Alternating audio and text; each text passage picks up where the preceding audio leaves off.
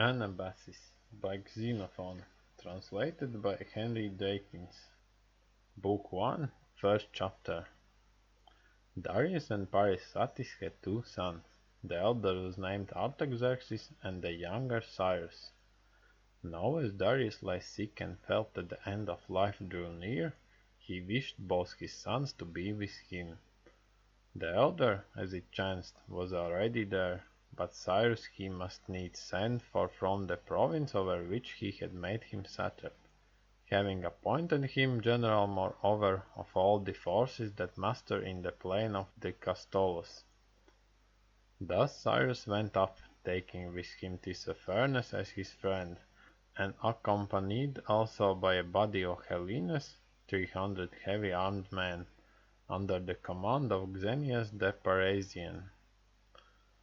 Now when Darius was dead, and Artaxerxes was established in the kingdom, Tissaphernes brought slanderous accusations against Cyrus before his brother, the king, of harboring designs against him.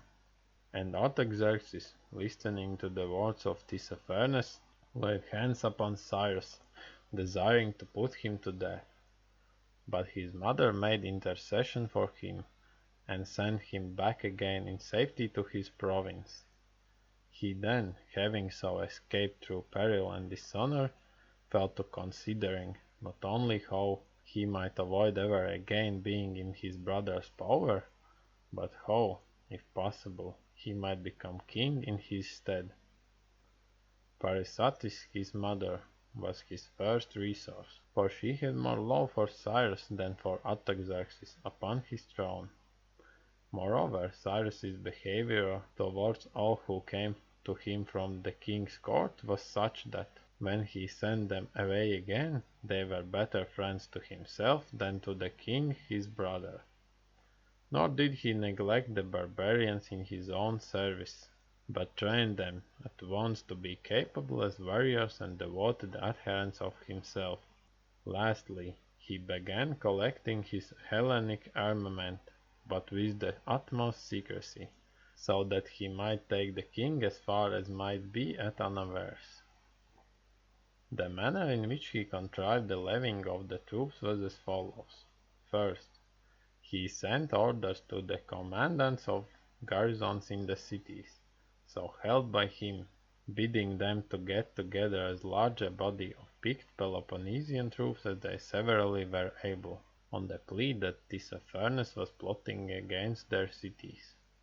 And truly these cities of Ionia had originally belonged to Tissaphernes, being given to him by the king, but at this time, with the exception of Miletus, they had all revolted to Cyrus. In Miletus, Tissaphernes, having become aware of similar designs, had forestalled the conspirators by putting some to death and banishing the remainder. Cyrus on his side welcomed these fugitives, and having collected an army, laid siege to Miletus by sea and land, endeavoring to reinstate the exiles, and this gave him another pretext for collecting an armament.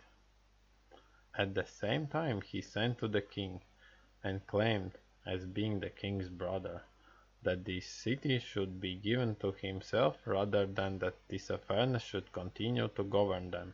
And in furtherance of this end, the queen, his mother, cooperated with him, so that the king not only failed to see the design against himself, but concluded that Cyrus was spending his money on armaments in order to make war on Tissaphernes.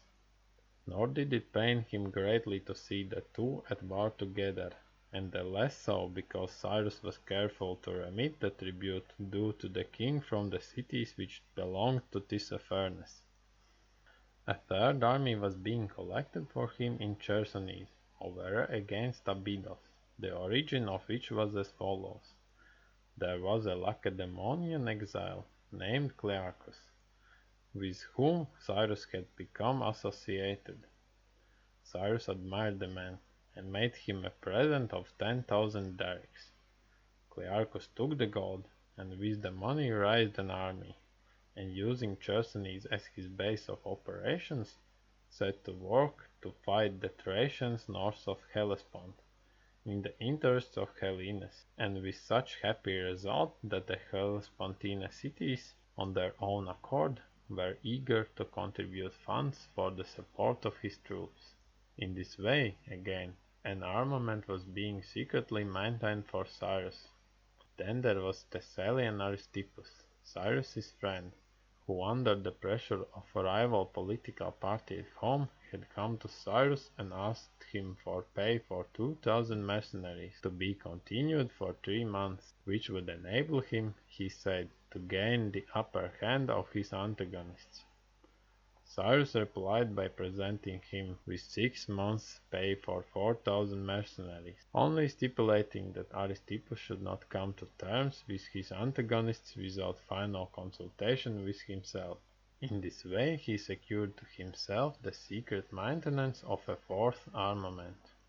Further, he bade Proxenus, a Boeotian, who was another friend, get together as many men as possible, and joined him in an expedition which he meditated against the Pisidians, who were causing annoyance to his territory.